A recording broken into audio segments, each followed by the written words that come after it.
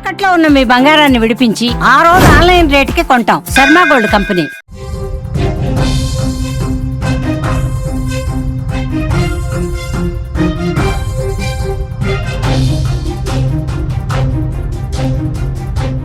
యుద్ధం చేయకుండానే పాకిస్తాన్ కు భారత్ చుక్కలు చూపిస్తోంది. రోజు రోజుకి మానసికంగా కుంగతీస్తోంది. ఆ దేశ ఆర్థిక మూలాలను భారత్ దెబ్బకొడుతోంది. పహల్గాం దాడి తర్వాత పాకిస్తాన్ కోలుకోలేని ఆంక్షలు విధించిన ఇండియా తాజాగా మరో షాక్ ఇచ్చింది. ఆ దేశం నుంచి వచ్చే దిగుమతులపై నిషేధం విధించింది.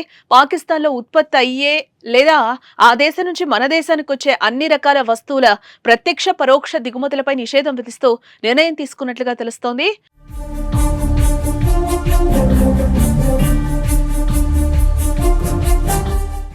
ఇటు పాకిస్తాన్ నుంచి భారతదేశానికి ఎగుమతుల్లో సిమెంట్ అగ్రస్థానంలో ఉంది.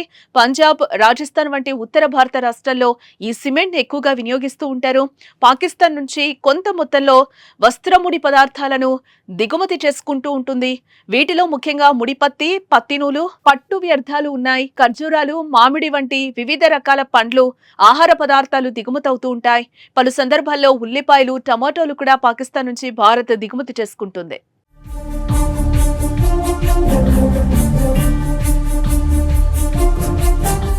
రాతి ఉప్పు, జిప్సము, టాన్ తోలు, ఔషధాల్లో ఉపయోగించే కాల్షియం కార్బోనేట్, పలు రసాయన ఉత్పత్తులు, క్రికెట్ బ్యాట్లు, బాల్స్, శస్త్రచికిత్స పరికరాలు, కళ్లద్దాలు, కొన్ని రకాల పిండి పదార్థాలు, బంకా, ఎంజైమ్స్, వర్ణ ద్రవ్యాలు, మసాలా దినుసులు, లెన్సులు వంటివి ఇండియా దిగుమతి చేసుకునే లిస్టులో ఉన్నాయి.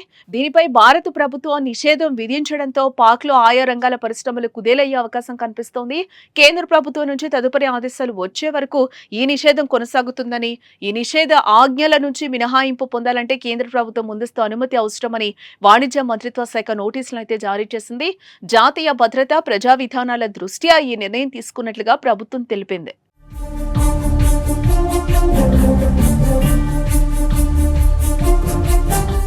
అంతేకాదు, పాక్ విమానాలకు నో ఎంట్రీ చెప్పిన ఇండియా ఇప్పుడు ఆ దేశ ఓడలు కూడా భారతదేశంలోకి రాకుండా సముద్ర రవాణా మార్గాలను భారత్ మూసివేసింది. ఆ దేశ జెండాతో ఉన్న ఓడలు భారత పోర్టుల్లోకి రాకుండా కేంద్ర నిషేధం విధించింది.